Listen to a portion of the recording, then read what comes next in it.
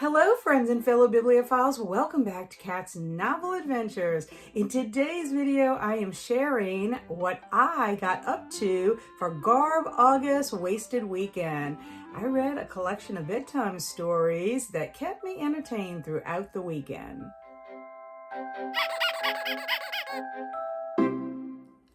Good afternoon, everyone.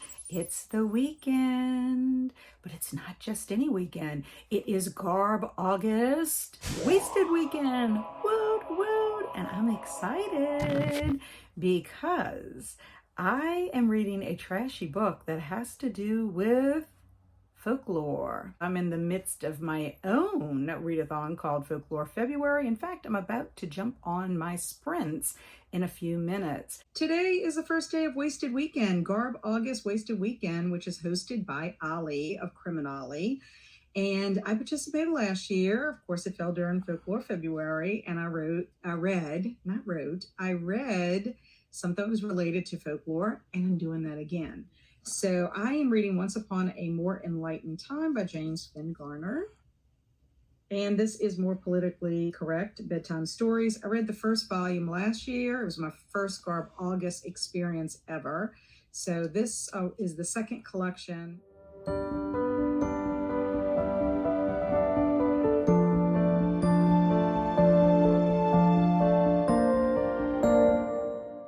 I just hopped off of sprints. I had a good time hanging out with all my friends. During the last sprints, I read my Folklore February selection for GarbAugust. So let me update you on what I read in that. I got through the introduction as well as a politically correct alphabet, which I thought was very weird.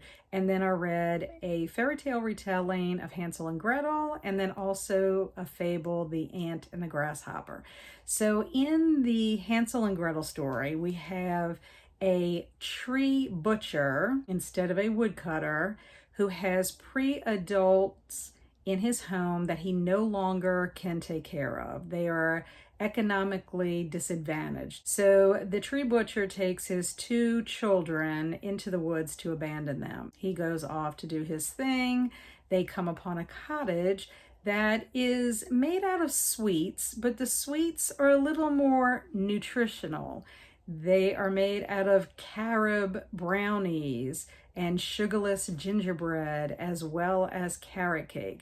So they dive into the outside of the cottage, and as they're eating away, out comes a woman of golden age, and they of course think she is a wicked witch. Of course, she has to correct them. She has no desire to eat them because she is not an evil witch.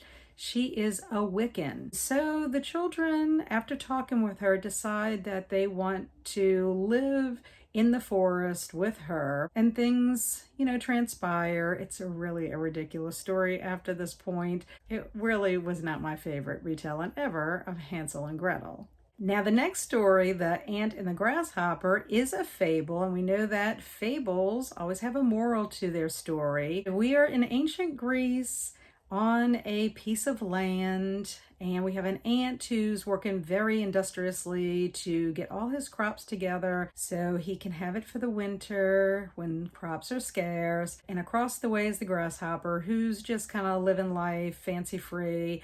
He can't understand why the ant is working so hard when you could just be enjoying your life. Well, the grasshopper decides that he wants to move to Australia, and he needs some food because they've had a recent climate change, and he thinks he's going to go get some help from his ant friend. Now, prior to this, the ant was working so hard and was so obsessed with his crops that he ended up having some health issues. His marriage went on the rocks, and he's not as happy as he thought he would be working this land or whatever. So fast forward back to where the grasshopper is coming to ask the ant for a handout, and we start getting into the moral of the story. It's not the same as the original fable. In this case, we're talking about socialism. In the original fable, it's the grasshopper who ends up learning a lesson. In this politically correct story, it's the ant that learns the lesson. Off to a good start for Wasted Weekend.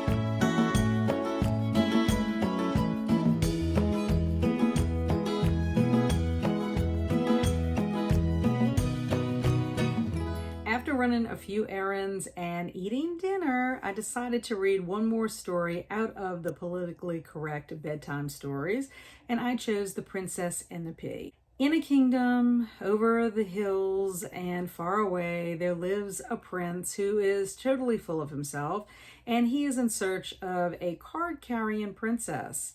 He goes out on a quest. He has no luck finding someone, comes home, explains to his mom that maybe he needs to find a prince instead. No sooner are those words out of his mouth when there's a knock at the door. When the door is open, it is revealed there is a young woman drenched from the rain, and she does not think it's appropriate for a princess to be out in that weather. She's invited in, and then they give her the test, the pea under all kinds of ridiculous things. Well, she passes, and the prince is very intrigued with her. However, this princess is not any ordinary princess. We find out that she channels past lives and historical figures.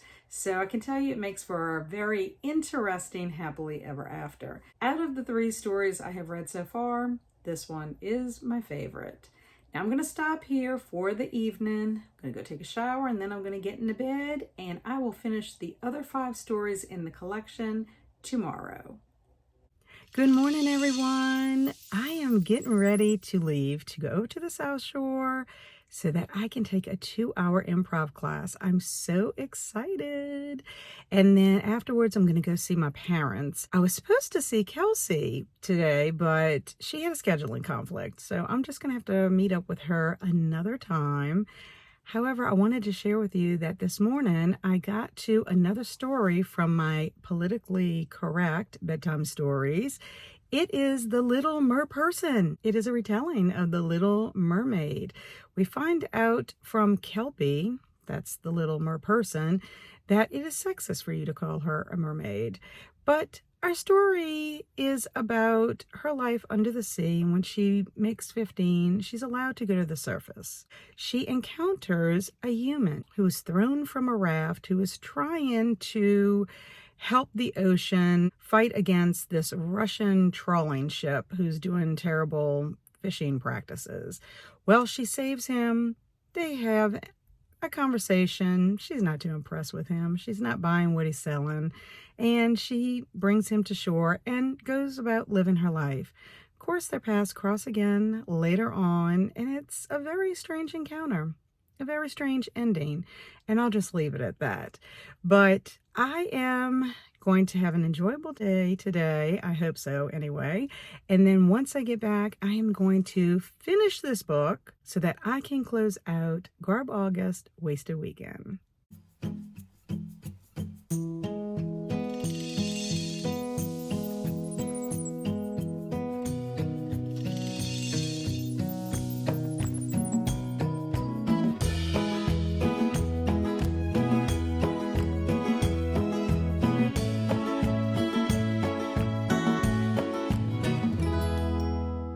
I finally finished the bedtime stories, and I want to share with you my final thoughts on the last 4 stories that I read. The first one is The Tortoise and the Hare. This is a fable, and it actually begins pretty much the same way the original story begins. We have the tortoise and the hare, and they're at odds with one another. The hare is very full of himself. The tortoise is a little self-righteous. They are always talking trash to one another, and then the hare challenges the tortoise to a race. The tortoise doesn't want to agree at first, but he concedes and decides they're going to go ahead and do it. They train. The animals of the forest are a little bit divided. They're taking sides, and then you have the big day. The race begins. The hare gets distracted. The tortoise crosses the finish line. However, there's a twist at the end because the tortoise has a secret that is exposed, and because of that, all competition from that point forward has a new set of rules. The next story is a fairy tale retelling of Puss in Boots, and it is about a father who achieves inevitable non-essentialness. Basically, that means he dies, and his estate is inherited by his 3 sons. The eldest gets his oil company, the second eldest gets his publishing and media holdings, and the third one gets a cat. Unfortunately, the third son is very upset about this because he's like, how am I supposed to make any money with a cat? Until the cat talks. The next story is Sleeping Person of Better Than Average Attractiveness. This is the politically correct way of saying Sleeping Beauty. In this story, we have a king and a queen. They've been trying for many years to have a baby. One day, the queen is bathing in a river. She meets a frog. The frog gives her some advice, eat good foods, yada, yada, yada. She becomes pregnant. She has a baby girl, Rosamond, and the king decides to throw a feast because he's so excited about this. He invites 12 magical women to come. They are all giving the baby a blessing. However, he forgot about the 13th magical woman who feels snubbed. Whether it was an oversight or if the king was superstitious, we don't really know, but she's pretty mad and she puts a curse on the baby. You know, it's that spinning wheel thing. It's going to prick her finger and then she's going to fall asleep. It's like 100 years. And finally, her Prince Charming comes upon her. But this Prince Charming is not looking for a princess. He's looking for meditation techniques. She, of course, has been cursed with she can't live her life without a man. So there's kind of like a struggle between the two of them. And she's really upset that he's more into the metaphysical than the physical. So as you can see, this is a different kind of happily ever after. Oh, and I might add that that story is where the cover art comes from. Namaste. The last story in the collection is a fable retelling of the city mouse and the suburban mouse, which is a politically correct way of saying the town mouse and the country mouse. In this story, we have the suburban mouse inviting his city mouse friend to come to the suburbs. He goes through great lengths to make this a memorable visit for his friend, but the city mouse is not impressed, and he tells him, if you really want to see what life is all about and have some fun, come visit me in the city. So the suburban mouse decides to do that, and he drives on up to the city. Takes him about 2.5 hours to find a parking spot. He has an altercation with the police.